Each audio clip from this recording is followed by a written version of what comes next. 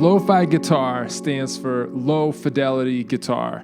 Usually what that means is anytime you're letting the flaws or the limitations of your gear be part of the sound.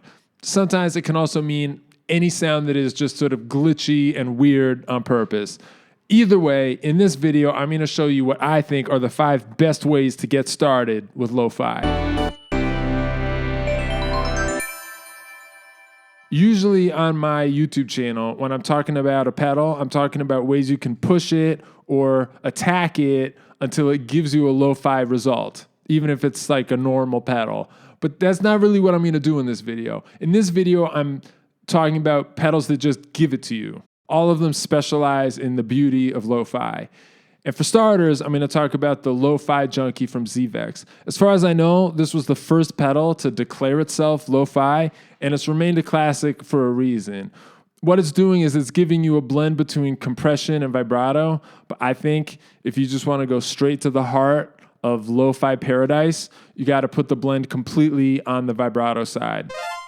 A couple reasons for that. One is it'll just give you the full dose of vibrato seasickness, but the real jackpot is that there's also a treble loss that comes there, and it's like a special treble loss. It sounds faded. It's like it's been in the sun too long. Some of the other lo-fi vibrato pedals that have come since then that specialize in this also have that quality. The Shallow Water from Fairfield Circuitry has it. The Benson Delay, which is a delay pedal, but it can also become a vibrato pedal, also has a version of this. All of them have this just like gooey, nostalgic, sun-faded thing that is very good. This is what it sounds like if you go full bore on that with the Lo-Fi Junkie.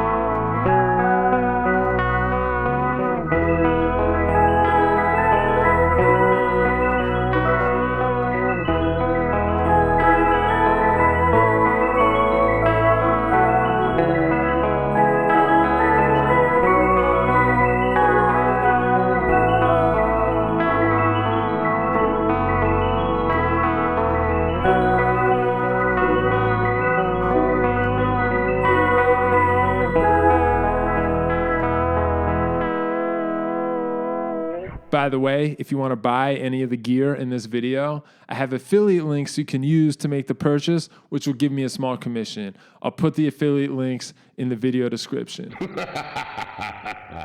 Pro tip number 2 is the opposite of pro tip number 1.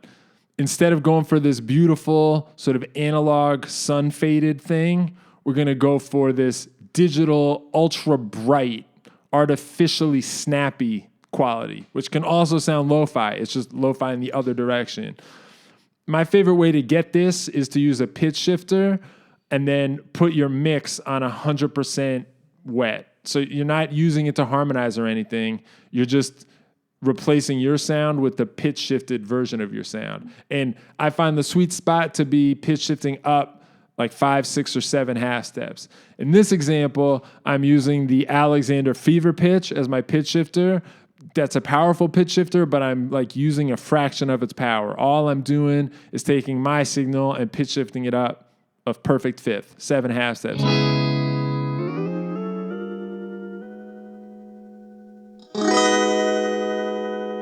Doing that turns my guitar signal into this very plastic, processed version of itself that goes very well with like 16-bit era video game soundtracks and like that approach to synthesizers.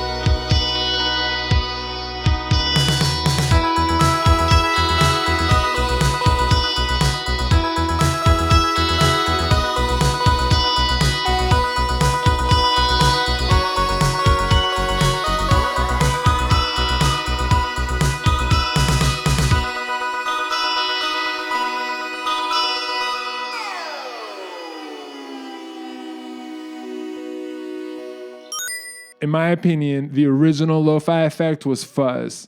People weren't talking about it as lo-fi in the beginning, but in my opinion, since the early days, fuzz has always been able to do these like sputtering, dysfunctional sounds that have major lo-fi potential. In the example you're about to hear, I was using the 900 from Fairfield Circuitry as my fuzz.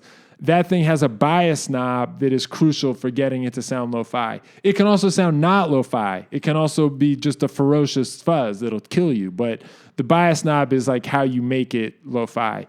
But before I play for you, I have a larger pro tip here, which is that I think the number one rule for lo-fi is to let it be beautiful. Like, especially when it comes to the melodies of whatever you're gonna play. Like, let it actually be a beautiful melody.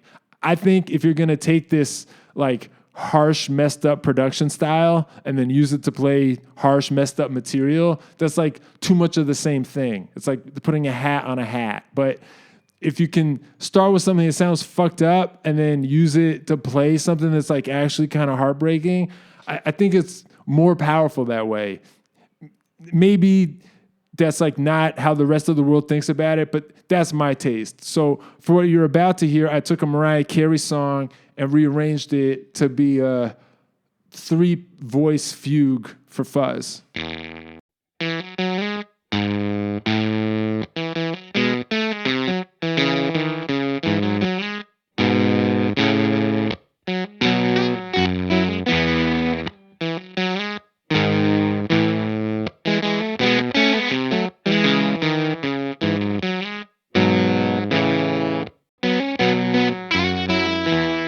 Next, we're going to talk about bit crushing. This is a lo-fi goldmine. Bit crushing is just like bad digital conversion. If you take an analog signal and convert it to digital with low resolution, that's bit crushing.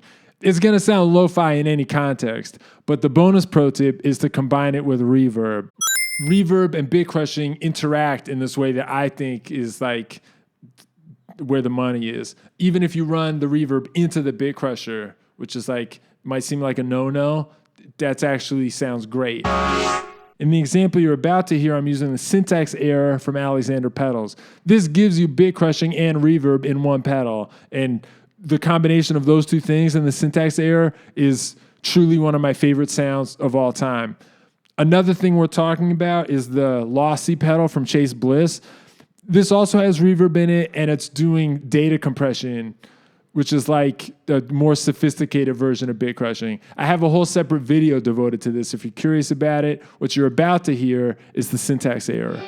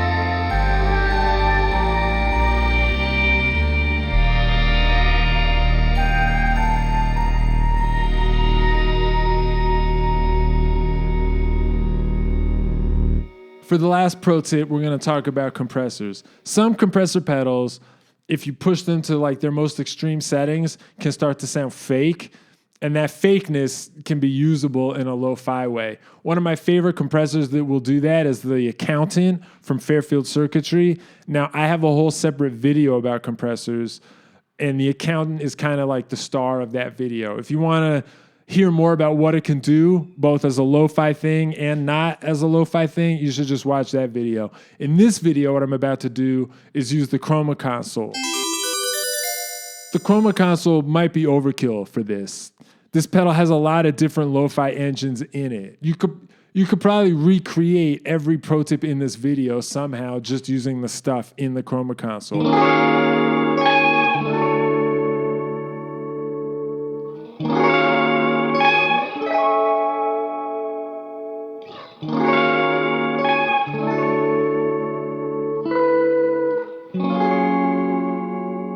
Okay, but I said we were going to talk about lo-fi compression. This has a lo-fi compressor in it. They call it the squash texture. So I use that, but just to make things extra fancy, I was also using its onboard tremolo, and I was running the tremolo into the compressor. The reason that was cool is that the Chroma Console tremolo can be unstable. You can like make it sort of flicker in this random way, which is good.